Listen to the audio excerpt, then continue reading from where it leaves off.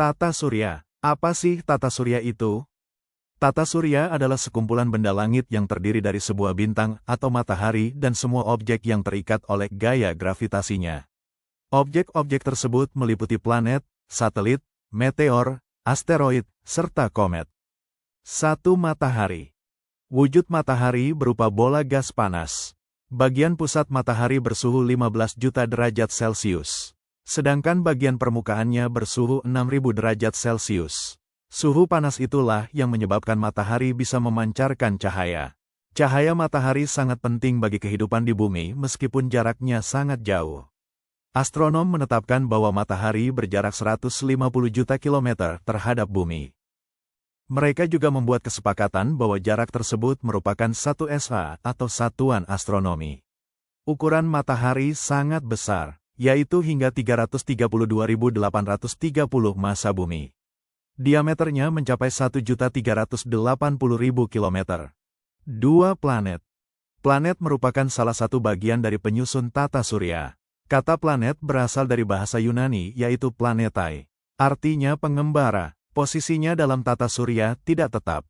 Karena planet bergerak mengelilingi matahari. Planet tidak memancarkan cahaya sendiri dan berbentuk bulat. 3. Sabuk asteroid.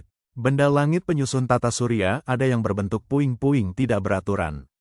Puing-puing itu terkumpul seolah membentuk suatu sabuk. Ada yang terletak di antara Mars dan Jupiter.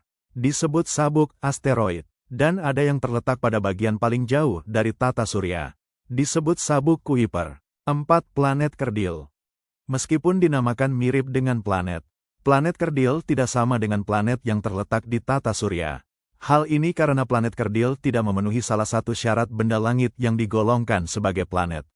Suatu benda planet akan digolongkan sebagai planet jika mengorbit matahari, mampu melakukan gravitasi sehingga berbentuk bulat, dan pada orbitnya tidak ada benda langit di sekitarnya. Planet kerdil tidak mempunyai syarat terakhir tersebut. Contoh planet kerdil adalah Pluto, Eris, Haumea, dan lain-lain. 5. Satelit.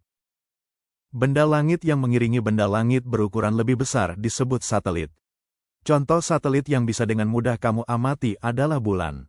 Ada 3 macam gerakan yang dilakukan oleh satelit. Pertama, bergerak pada porosnya. Kedua, mengelilingi benda langit yang lebih besar.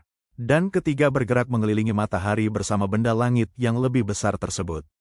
Umumnya, planet-planet di tata surya mempunyai satelit kecuali Merkurius dan Venus. Ada juga planet kerdil yang memiliki satelit. 6. Asteroid dan meteorit.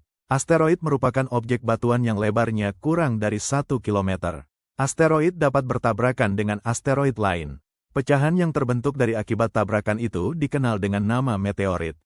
Jika meteorit itu berada dalam gravitasi bumi, maka akan tertarik menuju bumi.